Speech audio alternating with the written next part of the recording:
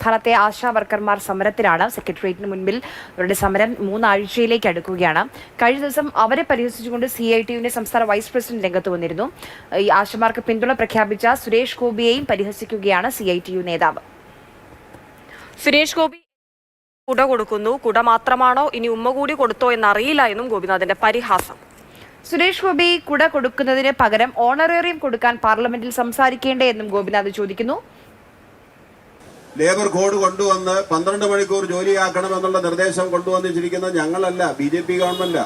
അവരാണ് ഇവിടെ സമരത്തിൽ വരുന്നത്. സമര നായകൻ സുരേഷ് ഗോപി എത്തുന്നു സമര കേന്ദ്രത്തിൽ. എല്ലാവർക്കും കൊട കൊടുക്കുന്നു. കൊട കൊടുക്കുകയാണെങ്കിൽ ഉമ്മയും കൂടി കൊടുത്തോന്ന് അറിയാൻ പാടില്ല. നേരത്തെ അങ്ങനെ കൊടുക്കുന്ന പതിവുണ്ടായിരുന്നു. ആരോ 1-2 പേര് പരാതിപ്പെട്ടോടുകൂടി ഉമ്മ കൊടുക്കൽ നിർത്തിയെന്നുള്ളൂ. ഇപ്പൊ കൊട കൊടുക്കുക കേന്ദ്രമന്ത്രി.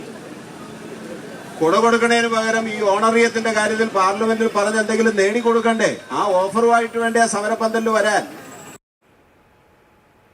സമരം ചെയ്യുന്നവരെയും പരിഹസിക്കുന്നു, സമരത്തിന് പിന്തുണ നൽകുന്നവരെയും മറ്റൊരു രീതിയിൽ പരിഹസിക്കുന്നു.